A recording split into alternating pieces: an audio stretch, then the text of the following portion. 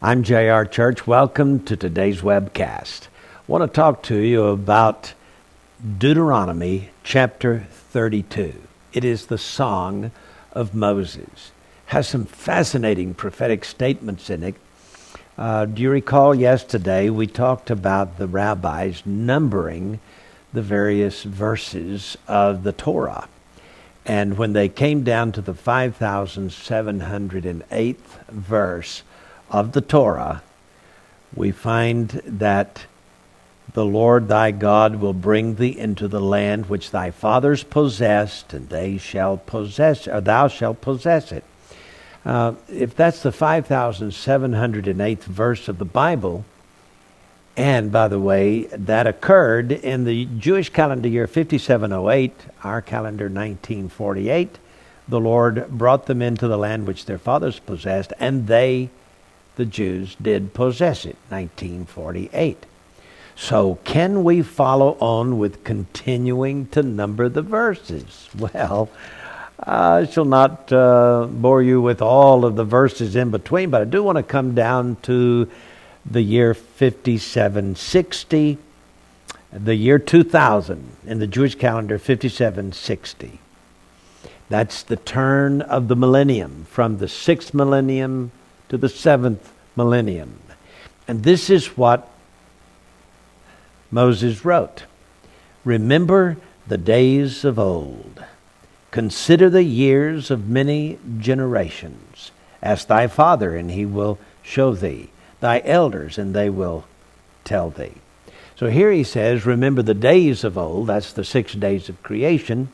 And consider the years of many generations, meaning that the 6 days of creation represent 6,000 years. And that just happens to be the verse for the year 2000 and the turning of the millennium. In fact, verse 8 says, when the Most High divided the nations their inheritance. Okay? So that's 2001. So what we have here appears to be a neat little verse for the year 2000. And basically, Moses is saying, remember the 6 days of creation. They represent 6,000 years. And he says that right at the 6,000 year mark. The Jewish calendar year 5760. Well, he begins by saying, remember the days of old. So we turn over here to Isaiah chapter 46, and Isaiah says in verse 9, remember the former things of old. So here he's got the same statement. Remember the days of old. Consider the years of many generations. And here Isaiah says, remember the former things of old.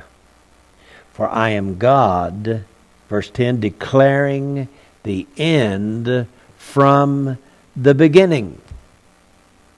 So, in the opening chapter of the book of Genesis, we have not only the 6 days of creation, but we have the 6,000 years they represent.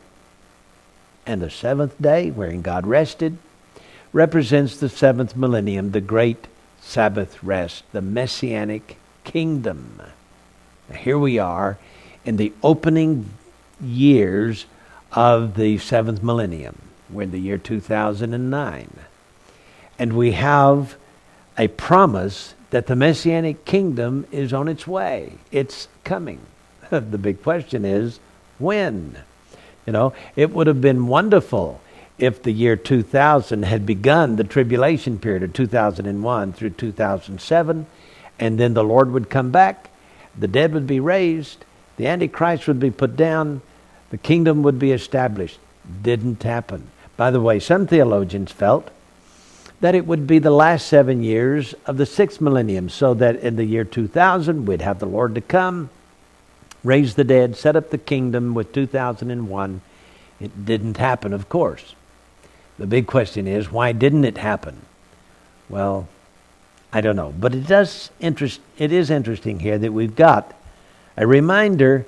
Go back and look at Genesis 1, the 6 days of creation. Consider the years of many generations, for they represent 6,000 years. And Isaiah with his terrific verse. Remember the former things of old, that is, those 6 days of creation. For I am God declaring the end from the beginning. Now, you can't have a better beginning than the 6 days of creation, okay? In the beginning, God created the heavens and the earth. So, we have God saying that he declares the end from the beginning and from ancient times the things that are not yet done. What a terrific verse. It simply says, as Moses told us in Psalm 90, that the 6 days of creation represent 6,000 years. Now, the rabbis picked up on this. They have it in many of their commentaries.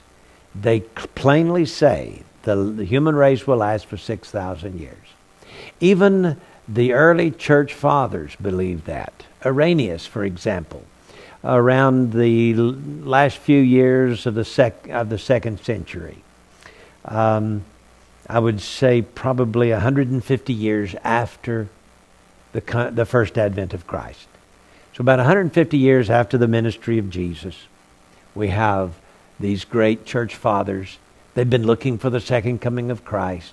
And Irenaeus comes along and quotes from the epistle of Barnabas. And Barnabas, you know, was a sidekick to the Apostle Paul. That the world would last for 6,000 years. And then the end would come. So here we are in the year 2000, and Deuteronomy chapter 32 and verse 7 that says, remember, it's time to remember those 6 days of creation and the 6,000 years they represent. And that is the verse for this year 6,000. Now I realize it's the Jewish calendar year is 240 years off, but it seems like, you know, that this fits the Jewish calendar for 5760. It is our year 2000. And we add to that the 4,000 years from Adam to Jesus. That makes 6,000 years. Now, the question is, can we proceed? Can we find in the next verse the year 2001? And can we find in verse 10, or verse 9, 2002? And verse 10, 2003, and so on. Well, there are a lot of interesting things in these verses, and over the next few days, I'd like to share some of them with you. Because this 32nd chapter here, called the Song of Moses, really seems to have dead-on things in it. I mean, prophecies that will just astound you, as they did me. So tomorrow, I think, at least tomorrow, let's see. Yeah, tomorrow I want to go a little further in here and share some of the things with you that we'll be looking at. So, we are following the rabbis who numbered the verses of the Torah. And we come down through the Song of Moses and find out that Moses' song is a prophecy. And we'll tell you about it on tomorrow's broadcast. I'm J.R. Church. We'll see you again tomorrow with our webcast. God bless you. Have a great day.